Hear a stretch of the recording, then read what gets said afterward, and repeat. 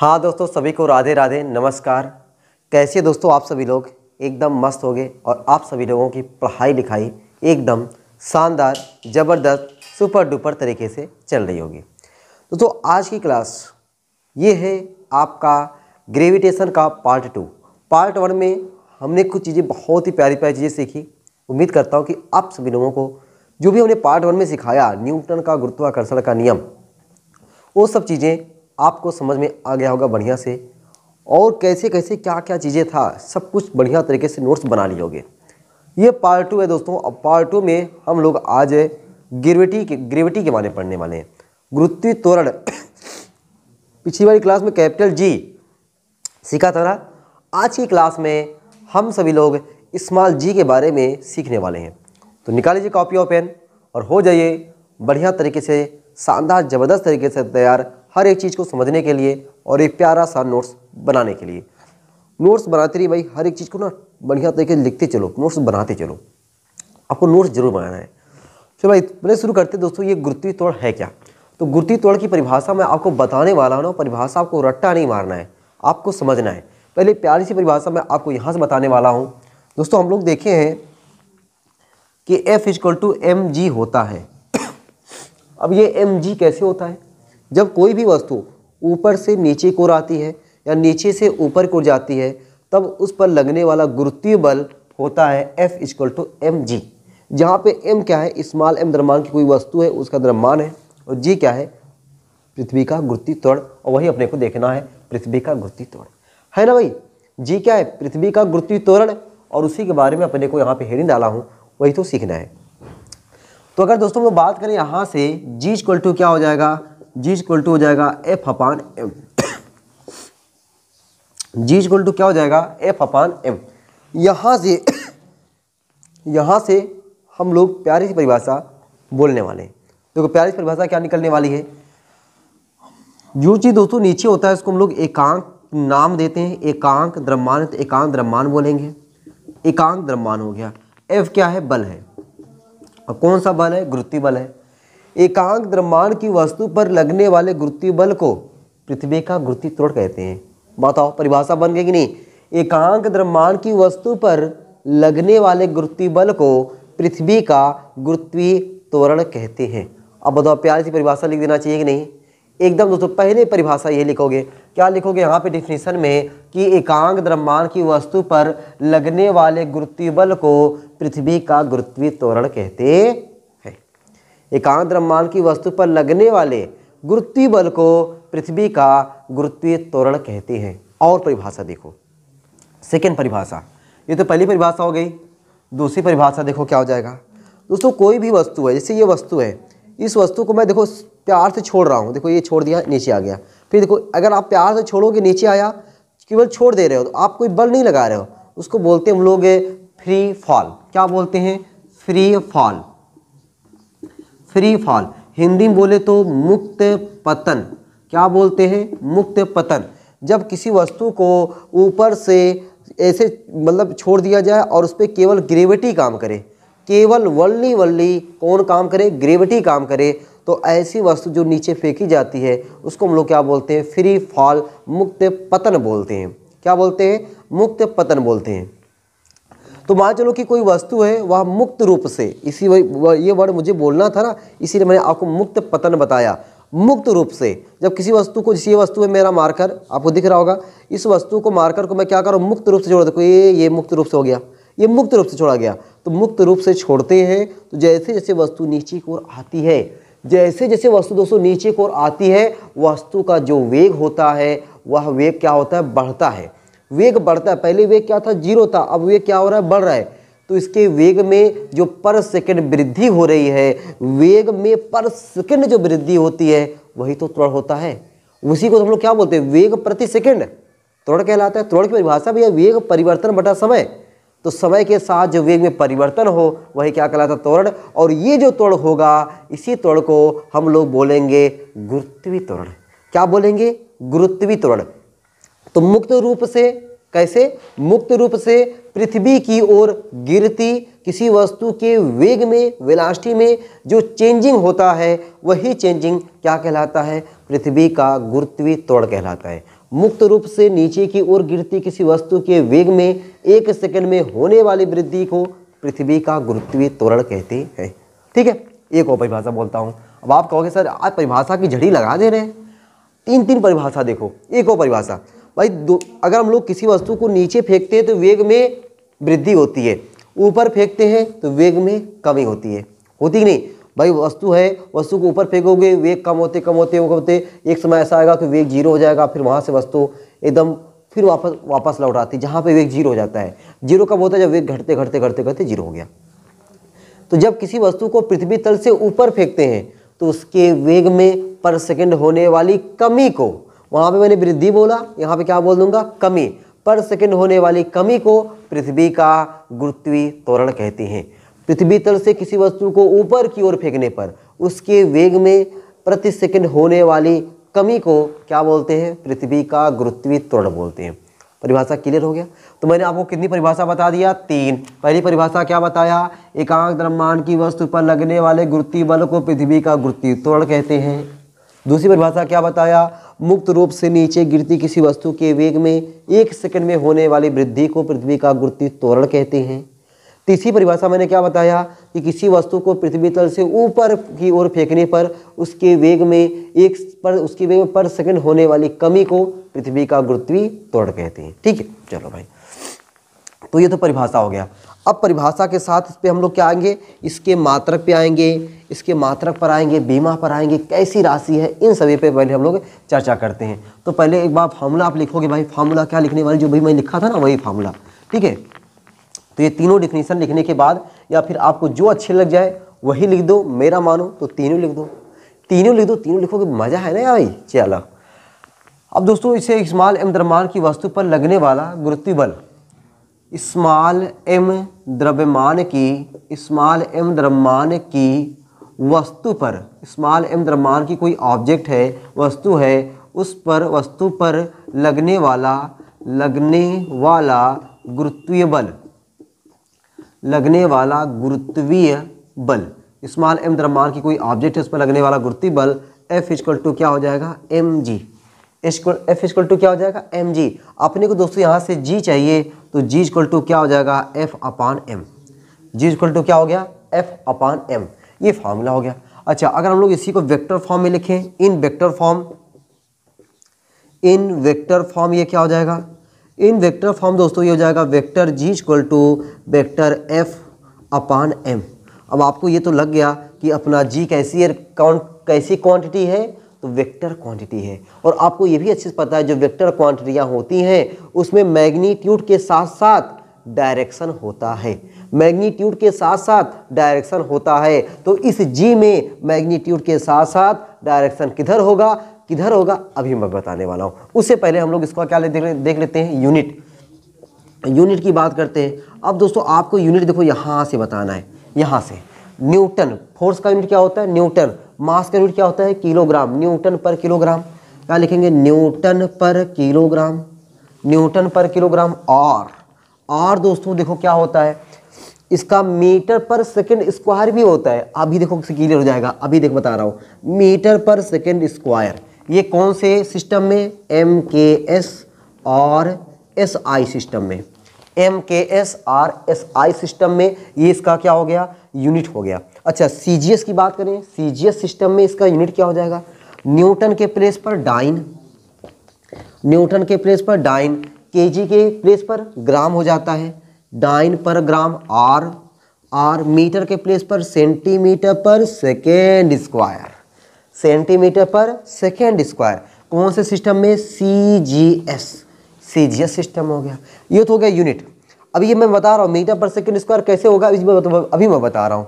Unit हो गया। Dimension देख लो, डायमेंशन क्या हो जाएगा इसका? डायमेंशन देखने के लिए इस पे आओ, न्यूटन फोर्स का डायमेंशन mLT-2 अपान केजी बोले मास का डायमेंशन क्या होता है? m होता है। देखो एक m से कैंसिल हो गया तो क्या मिला? LT-2। अब यहाँ से देखो, L मतलब मीटर, T मतलब सेकेंड, माइनस का मतलब होता है पर, यानी प्रति, मीटर प्रति सेकेंड स्क्वायर।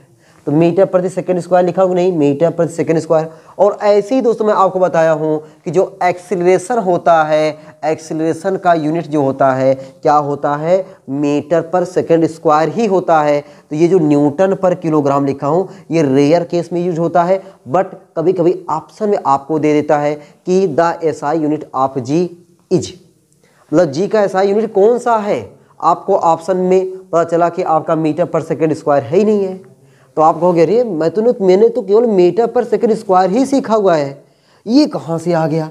तो अब यहाँ पे जब लिखे रहोगे, देखे रहोगे, सुने रहोगे तो आप गलती नहीं कर सकते। ठीक है, आपको मैंने यहाँ से बताया, जहाँ से मैंने डिफिनीशन उठाया वहीं से मैंने आपको सब कुछ बता रहा हूँ, जहाँ से डिफिनीशन वहीं से सब कुछ मैं आपको बता रहा हूँ। डायमेंशन हो गया। चलो अब दोस्तों ये कैसी क्वांटिटी है, तो क्वांटिटी की बात करें तो it is a vector quantity. कैसी क्वांटिटी है, it is a vector quantity, it is a vector quantity, it is a vector quantity. अगर दोस्तों ये वेक्टर क्वांटिटी है तो इसमें डायरेक्शन होगी, तो डायरेक्शन किधर होगी।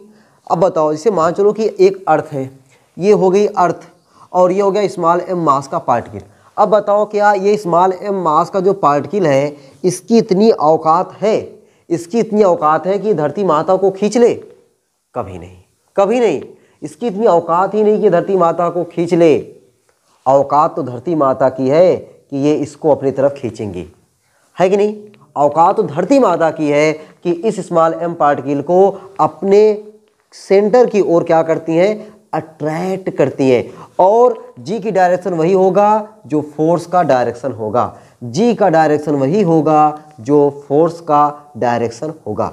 तो फोर्स का डायरेक्शन किधर होगा, सेंटर की ओर। तो अगर फोर्स का डायरेक्शन सेंटर की ओर है तो जी का डायरेक्शन भी किधर होगा, towards the centre of earth, towards the centre of अर्थ की ओर होगा। तो मैं अब क्या लिख दूं, it is a vector quantity, its direction, its direction, it's direction towards the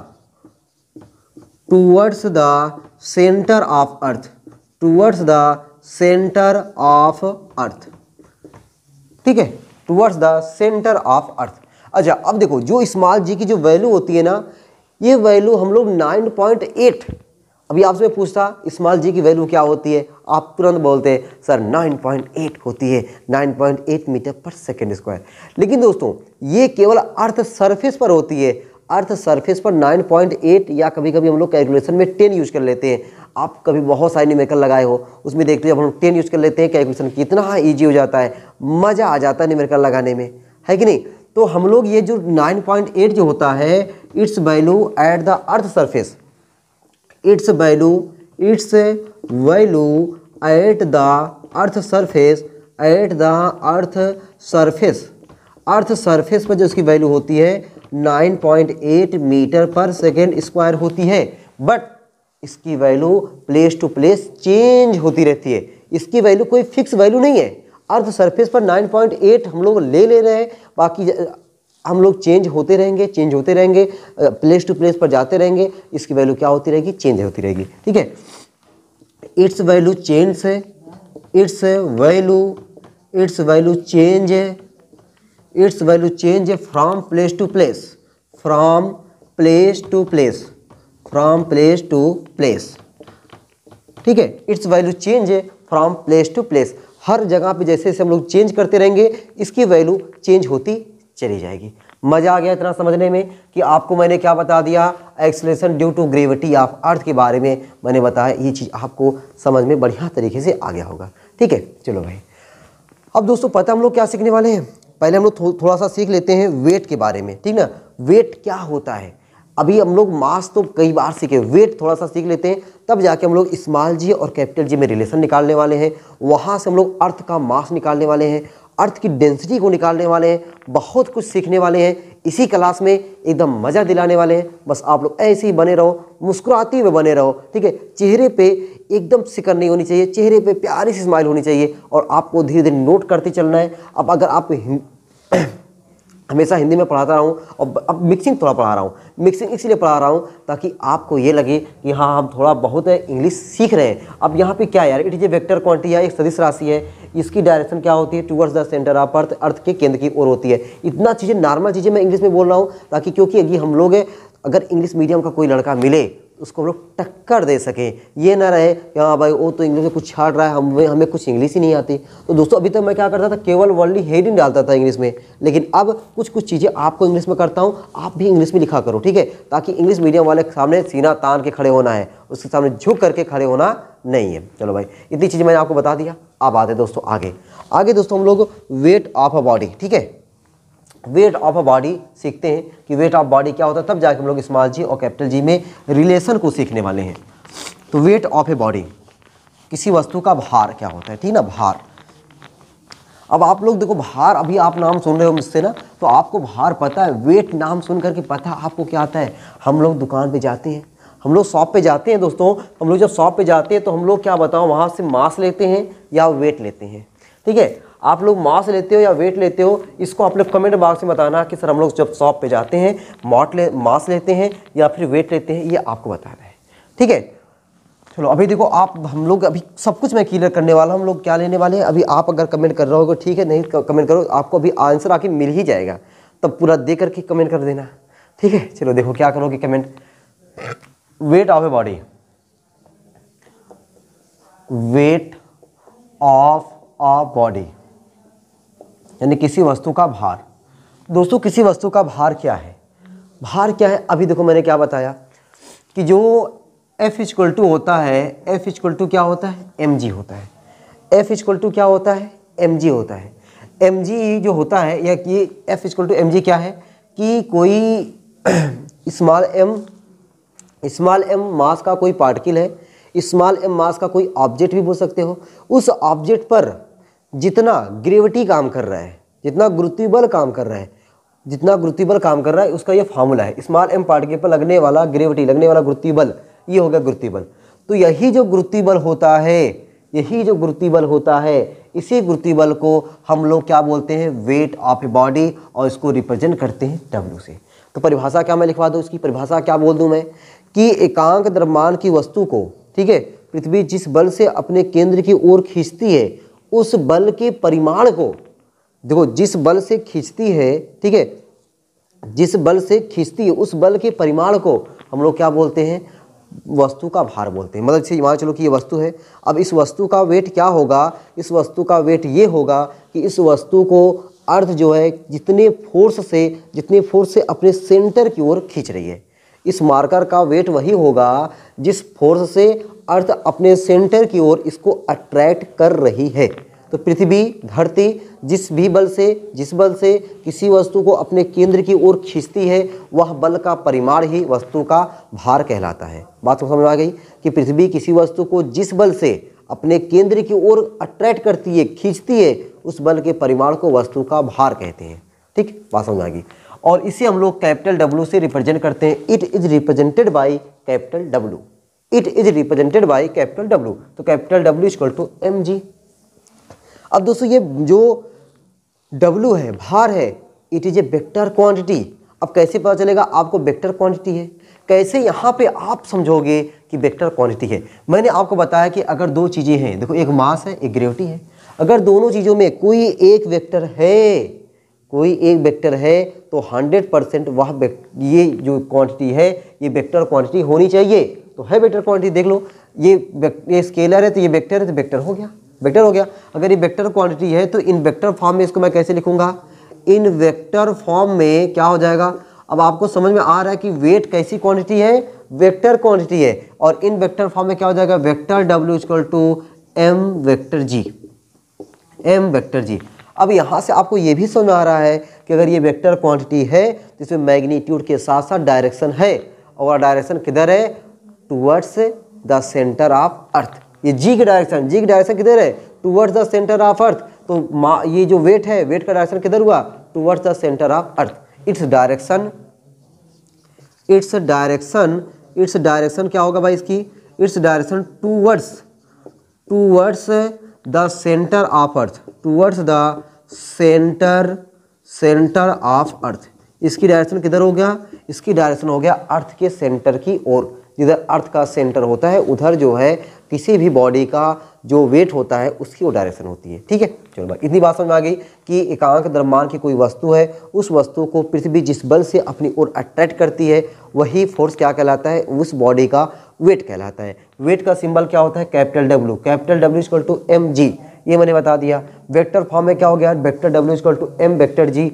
और ये कैसी क्वांटिटी है, वेक्टर क्वांटिटी। वेक्टर क्वांटिटी इसमें डायरेक्शन होगा, डायरेक्शन किधर होगा, its direction towards the centre of earth, its direction towards the centre of earth. और देखो अगर दोस्तों डायरेक्शन हो गया है, ठीक है, यूनिट की बात कर लेते हैं। यूनिट क्या हो जाएगा, इसकी यूनिट की बात करते हैं तो यूनिट देखो भाई, आप ऐसे देखो एक यूनिट मास का क्या होता है, किलोग्राम, किलोग्राम मीटर पर सेकेंड स्क्वायर, किलोग्राम मीटर पर सेकेंड स्क्वायर, इसका क्या हो जाएगा, किलोग्राम मीटर पर सेकेंड स्क्वायर, किलोग्राम मीटर पर सेकेंड स्क्वायर। या फिर हम इसी को डायरेक्ट बोले न्यूटन, न्यूटन बोल सकते हैं ना।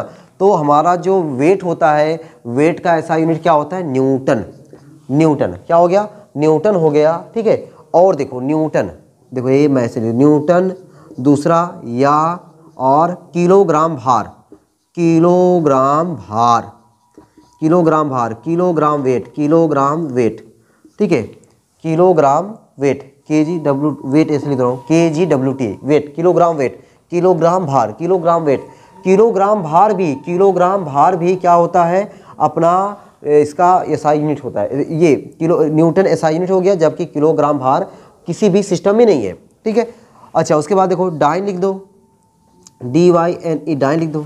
और ये ग्राम भार भी हो सकता है, किलोग्राम भार, डाइन आर, ग्राम भार, ग्राम भार। ठीक, अच्छा ये भी कन्वर्ट जानो कि कन्वर्ट करना जानो कि हम लोग किलोग्राम भार को न्यूटन में कैसे कन्वर्ट करते हैं, किलोग्राम भार को हम लोग न्यूटन में कैसे कन्वर्ट करते हैं ये भी जानो। सेंस है या फिर डायरेक्ट लिखो कि 1 किलोग्राम भार बराबर होता है 1 किलोग्राम भार, 1 किलोग्राम भार बराबर होता है जी न्यूटन। मतलब जी से गुणा कर दो। अब जी की वैल्यू 9.8 भी हो सकती है, 10 भी हो सकती है। जी से मल्टीप्लाई कर दोगे तो मल्टीप्लाई करने पर जो वैल्यू रहेगी किलोग्राम भार में वह कन्वर्ट हो जाएगी न्यूटन में। किलोग्राम भार में वैल्यू दिया हुआ है उसको न्यूटन में कन्वर्ट करना पड़ता है। क्यों, क्योंकि न्यूटन हमारा यम केस में है, किलोग्राम भार हमारा किसी भी सिस्टम में नहीं है। उसको हम लोग कन्वर्ट करते हैं, कैसे कन्वर्ट करते हैं, जी का मल्टीप्लाई करके, जी का मल्टीप्लाई करके। चलो भाई इतनी बात समझ आ गई, यूनिट हो गया।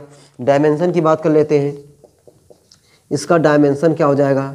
अगर दोस्तों हम लोग डायमेंशन बीमा की बात करें तो यहाँ पे देखो MLT-2 हो जाएगा ना, MLT-2। वैसे भी आपको दिख रहा है यूनिट में न्यूटन है तो MLT-2 हो जाएगा। ठीक है, डायमेंशन हो गया। डायमेंशन के बाद यूनिट हो गया, डायमेंशन हो गया, और वेक्टर क्वांटिटी मैंने बता ही दिया है भाई। ठीक है, बस और क्या बचा, और तुम्हें कुछ बचा नहीं है। चलो भाई अब आते हैं दोस्तों, हम लोग सीखते हैं कि क्या स्मॉल जी और कैपिटल जी में रिलेशन, जो आपके एग्जाम के लिए वेरी इंपॉर्टेंट होता है, स्मॉल जी और कैपिटल जी में क्या रिलेशन है। ठीक है, चलो भाई इसको मैं इरेज करूँ, इसको मैं इरेज करूँ। दोस्तों आपको डिफिनीशन मैंने यहाँ पे बोल दिया था, डिफिनीशन आपको लिख लेना है। उसके बाद ये सारी चीज़ें आपको लिखनी है। ये कन्वर्ट करने भी मैंने सिखाया, कैसी क्वांटिटी है, सब कुछ मैं लिख रहा हूँ बढ़िया तरीके से, ताकि आपको हर एक चीज़ बढ़िया तरीके से समझ में आता रहे। चलो भाई ये देखो मैं इरेज कर दिया, लो हो गया इरेज। अब दोस्तों हम लोग क्या सीख लेते हैं, small g and capital G में रिलेशन। स्मॉल जी और कैपिटल जी में क्या रिलेशन है। ठीक है, स्मॉल जी और कैपिटल जी में क्या रिलेशन है, उस रिलेशन को हम लोग सीखते हैं। ठीक है, तो relation between small g and capital G, relation between small g and capital G, small g and capital G में क्या रिलेशन है उसको हम लोग देखने वाले हैं। ठीक ना, स्मॉल जी और कैपिटल जी में क्या रिलेशन है उसको देखते हैं। तो दोस्तों स्मॉल जी अपने को पहले पता चल गया, स्मॉल जी क्या है, ये पृथ्वी का गुरुत्वाकर्षण है। कैपिटल जी क्या है, यूनिवर्सल ग्रेविटेशनल कांस्टेंट है, सार्वत्रिक गुरुत्वाकर्षण नियतांक है, यूनिवर्सल ग्रेविटेशनल कांस्टेंट है। और ये क्या है, ग्रेविटी है, पृथ्वी का acceleration due to gravity of earth, पृथ्वी का गुरुत्वाकर्षण है। तो इसको रिलेशन को निकालने के लिए हम लोग देखो क्या लेते हैं, अपनी धरती माता को मान लेते हैं। ये देखो है हमारी धरती माता, और हमने मान लिया कि हमारी धरती माता जो है पूरा एक गोले के रूप में है। किसके रूप में, एक गोले के रूप में। कौन, अपनी धरती माता। ठीक है, ये है हमारी धरती माता और इनका पूरा ये हो गया, इनका शेप हमने क्या मान लिया, स्फीयर मान लिया, और ये इनका हो गया सेंटर ओ। अगर दोस्तों स्फीयर है हमारी धरती माता तो यहाँ पे इसका ये क्या होगा, रेडियस होगा, और रेडियस हमने मान लिया आर, और अपने मान लिया कि जो हमारी धरती माँ है उनका जो मास है वह उनका मास क्या है, कैपिटल एम है। मास क्या है, कैपिटल एम है। ठीक, चलो अब मान लेते कि यहाँ पे स्मॉल एम मास का कोई पार्टिकल रखा हुआ है, यानी अर्थ के सरफेस पर या अर्थ के कुछ सरफेस से ऊपर, हल्का सा ऊपर या अर्थ के सरफेस पर स्मॉल एम मास का कोई पार्टिकल रखा गया है। ठीक है, तो अगर ये पार्टिकल रखा गया है तो इसके कारण यानी अर्थ के मास, जो अर्थ है वो अर्थ के कारण अर्थ का मास, एक पहला मास और ये दूसरा मास, इन दोनों मासों के बीच में क्या लगेगा, गुरुत्वाकर्षण बल लगेगा। और ये गुरुत्वाकर्षण बल जो लगेगा, गुरुत्वाकर्षण बल के बारे में किसने बताया, न्यूटन ने बताया। न्यूटन ने क्या बताया था गुरुत्वाकर्षण बल के बारे में कि F equal to capital G, F equal to capital G, F equal to capital G m1 m2 upon r square. Newton ने तो ये बताया, ठीक है, कि F equal to capital G m1 m2 upon r square. ठीक, तो according to Newton's law of gravitation, according to Newton's law of gravitation, the gravitational force on mass small m due to capital M, मतलब कि हमें जो है इस small m मास पर जो ग्रेविटेशन फोर्स लग रहा है due to earth is, according to Newton's law of gravitation. क्या कह सकते हैं कि according to Newton's law of gravitation, according to Newton's law of gravitation, according to Newton's law of gravitation, the force on small m due to capital M is क्या हो जाएगा, F equal to capital G capital M small m upon r square. ये भाई दिख रहा है कि नहीं यार आपको, जरा मैं देख लूँ। चलो भाई आर स्क्वायर थोड़ा सा नहीं दिख रहा, समझ जाओ यार, ठीक ना। F equal to capital G capital M small m upon r square. इसको मैं नाम देता हूँ इक्वेशन नंबर 1। ठीक है, इसको मैंने क्या नाम दिया, इक्वेशन नंबर 1। ये अपना इक्वेशन नंबर 1 है। अब देखो यहाँ पे हम लोग क्या देख रहे हैं कि जो यहाँ पे ये मास है, ये मास को अर्थ अपनी तरफ अट्रैक्ट करेगी।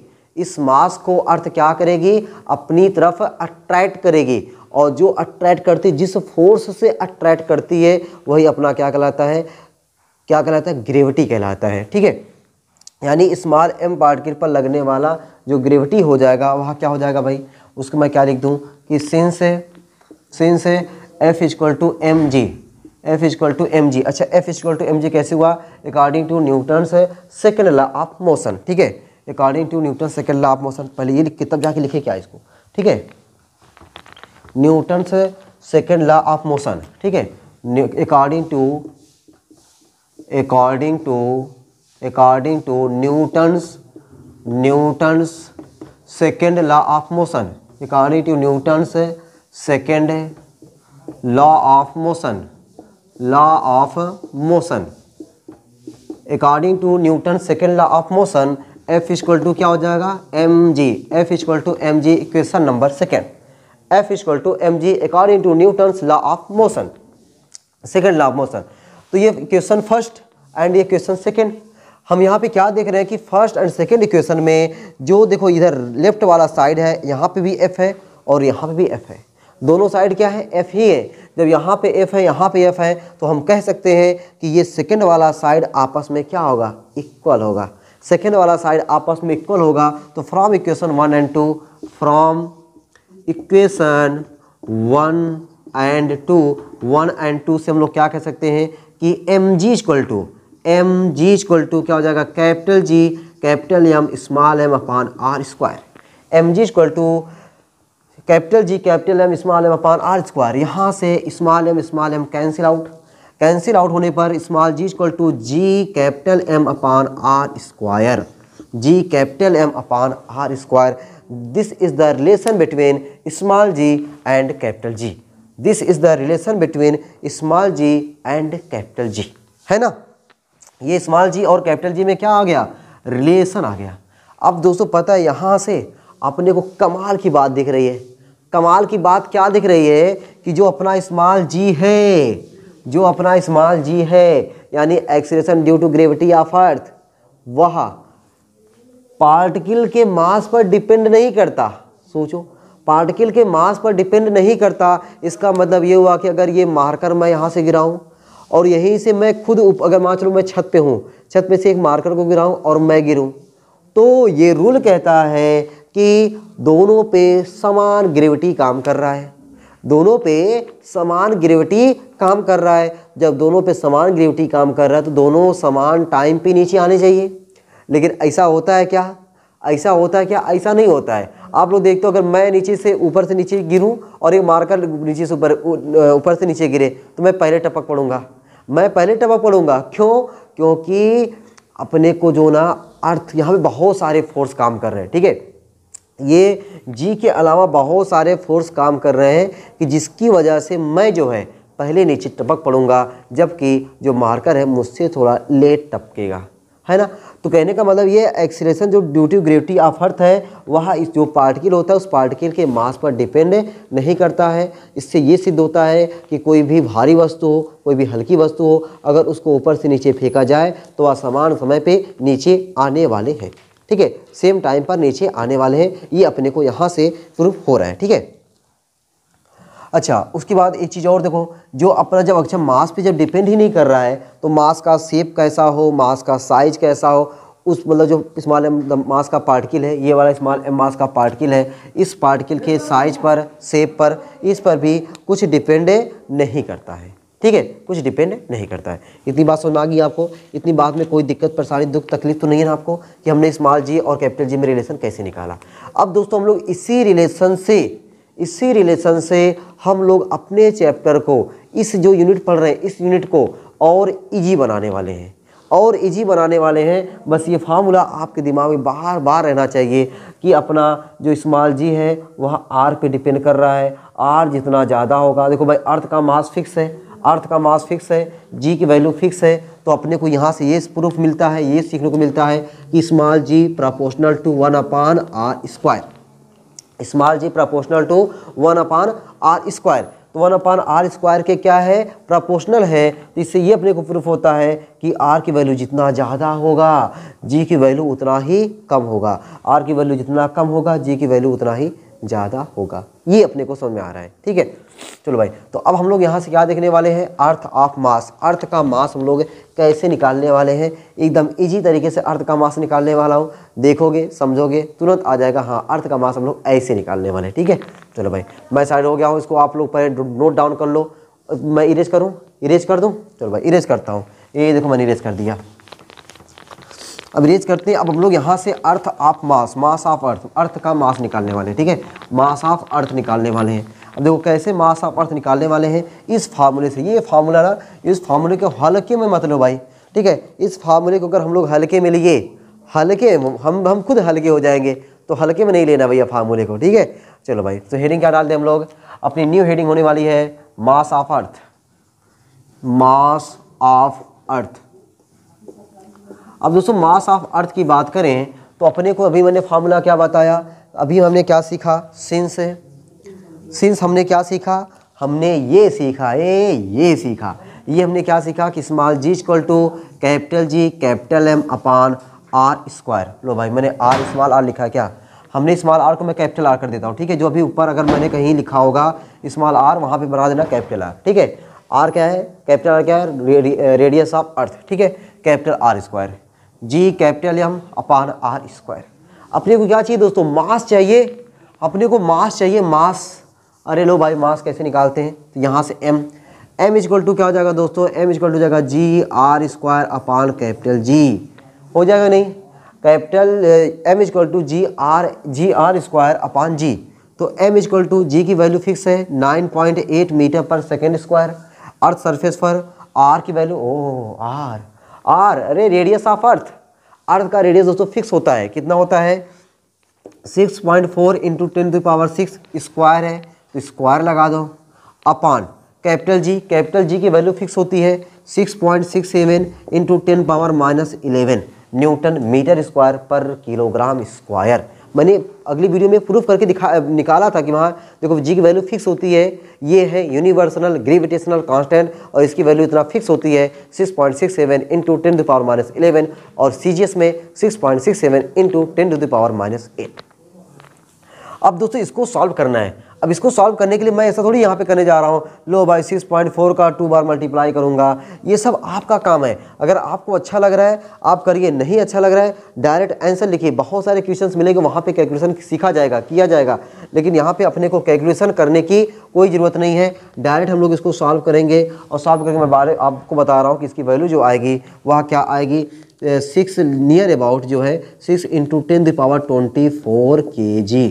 ये अर्थ का मास निकाल लिया। सोचो जो आप अर्थ पे रहते हो ना, उस अर्थ का हमने मास निकाल लिया, वह कितना आ गया 6 इंटू 10⁻24, 6 इंटू 10⁻24 kg। अब इसको हल्के में मत लो कि ये 6 इंटू 10⁻24 जो है ना, इसको जो आप 1, 10, 100, 1000 करते हो ना, ऐसे आपकी उंगली पे नंबर जो काउंट करते हो वो नंबर खत्म हो जाएंगे, लेकिन ये 24 जीरो है, ये 24 जीरो खत्म होने वाला नहीं है। सोच लो जरा, ये 24 जीरो खत्म होने वाला नहीं है। आप सोच सकते हो कि अपना अर्थ का मास कितना होता है, अपनी अर्थ कितनी बड़ी है, इसीलिए इसकी पूजा होती है। हल्के में ले रहे हो क्या, ऐसे वैसे थोड़ी पूजा होती है। अर्थ का जो मास होता है वह क्या होता है, बहुत ज़्यादा होता है। अर्थ का मास क्या होता है, बहुत ज़्यादा होता है। लेकिन अब बहुत ज़्यादा नहीं बताना है, अब आपको नंबर बताना डायरेक्ट 6 इंटू 10⁻24। ठीक है, चलो भाई।